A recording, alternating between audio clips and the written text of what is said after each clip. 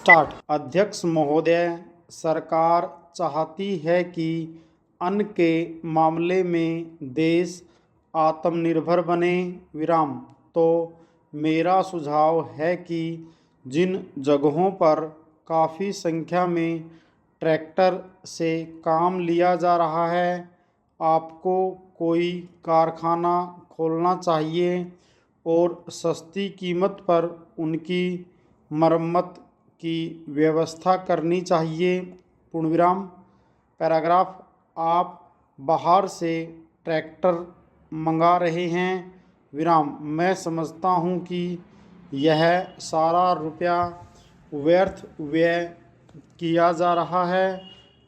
मेरा सुझाव है कि इस देश में ही ट्रैक्टर बनाया जाए। बाहर से खेती के सामान जो आ रहे हैं, कारखाने से होकर ही आ रहे हैं। इनको जहां भेजना हो वहां सीधा भेजा जा सकता है। किंतु हो यह रहा है कि पंजाब सरकार द्वारा इनको सारे देश में वितरित किया जाता है। चूँकि इनको पहले पंजाब भेजा जाता है और फिर सारे देश में भेजा जाता है, इसलिए खर्चा ज़्यादा लगता है। खर्चा कम करने के लिए, लागत कीमत कम करने के लिए यह आवश्यक है कि सीधे भेजा जाए। मैं समझता हूँ कि इसमें कोई औचित्य की बात नहीं है। इस पर भी आपको विचार करना चाहिए। पैराग्राफ। आपको किसानों की सहायता करनी चाहिए। उनकी हिम्मत आप न तोड़ें। हमें चाहिए कि उनको हम सस्ते दामों पर खाद दें, बिजली दें, बीज दें और पानी भी दें। लेकिन ऐसा न करके हम देख रहे हैं कि हर चीज़ के दाम बढ़ाए जा रहे हैं। नलकूप पर आप कर लगा रहे हैं। उनको बिजली नहीं मिल रही है। इस ओर आपका ध्यान जाना चाहिए। वास्तव में आप कृषि की उन्नति चाहते हैं तो सिंचाई और बिजली का काफ़ी इंतज़ाम होना चाहिए। जब तक सिंचाई और बिजली का इंतज़ाम नहीं होगा, तब तक खेती की उन्नति नहीं हो सकती। जब तक सिंचाई और बिजली तो एक मंत्री के हाथ में है, लेकिन कृषि दूसरे मंत्री के हाथ में है। ऐसा नहीं होना चाहिए। सिंचाई, बिजली और कृषि अगर किसी एक मंत्री के हाथ में हो तो खेती की उन्नति का काम सरलता से हो सकता है। मेरा निवेदन है कि इस ओर भी आपका ध्यान जाना चाहिए। समाजवादी समाज की रचना की बात बहुत कही जा रही है। गरीबी को दूर करके हम सबको बराबर लाना चाहते हैं। लेकिन देश में गरीबी आज भी बढ़ती जा रही है। मैं यह नहीं कहना चाहता हूँ कि हमारे देश में सरकार ने कुछ नहीं किया है। अध्यक्ष महोदय, बहुत कुछ किया है, लेकिन महंगाई बढ़ती जाती है और इस कारण से जो देश की खेती की या किसानों की उन्नति हुई भी है, वह महंगाई के कारण समाप्त हो गई है।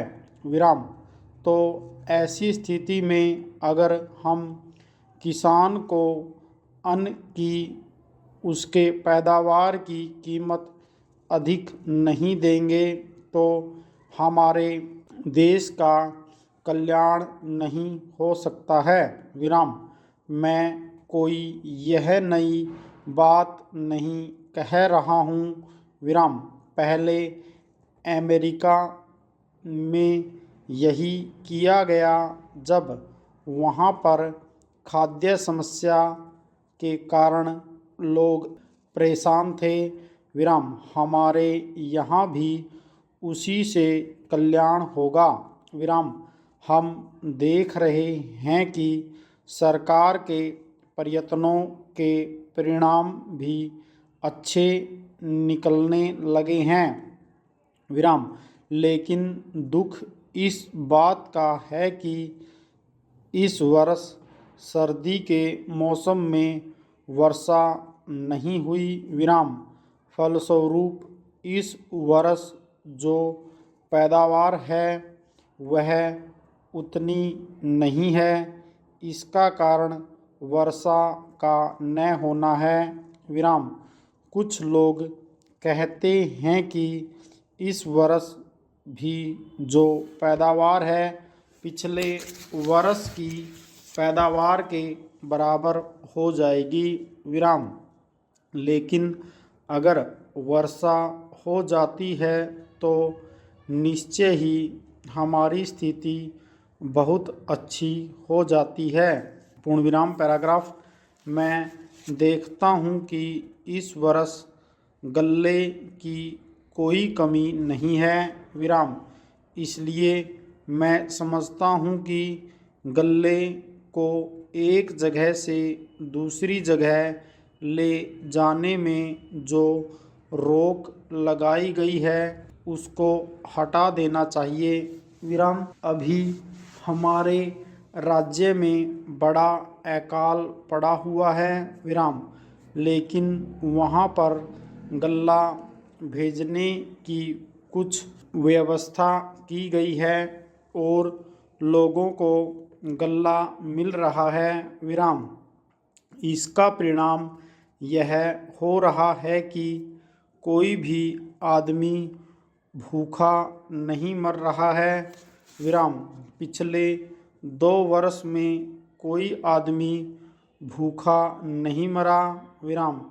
यह हमारे देश की सरकार के लिए बड़े ही संतोष की, बड़े ही गर्व की बात है। विराम। यदि अन्न की उपज हमें बढ़ाना है तो हमें पानी का इंतज़ाम करना चाहिए। विराम। आज वर्षा की बहुत कमी है। विशेष रूप से मैं अपने क्षेत्र की बात आपको बतलाना चाहता हूँ। विराम। 20 वर्ष पहले जितनी वर्षा वहाँ होती थी उतनी ही वर्षा आज भी होती है। विराम। वहाँ नहर भी है लेकिन नहर का पानी वहाँ नहीं जाता है। विराम।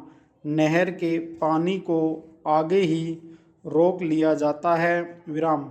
बांध भी बना है किंतु हमारे राज्य के लिए पानी नहीं दिया जाता है। विराम। इसका परिणाम यह होता है कि पानी न मिलने के कारण लोगों को काफ़ी परेशानी का सामना करना पड़ता है। विराम। कुछ लोगों ने नलकूप भी लगा लिए हैं जिससे लाभ हुआ है। पूर्ण विराम।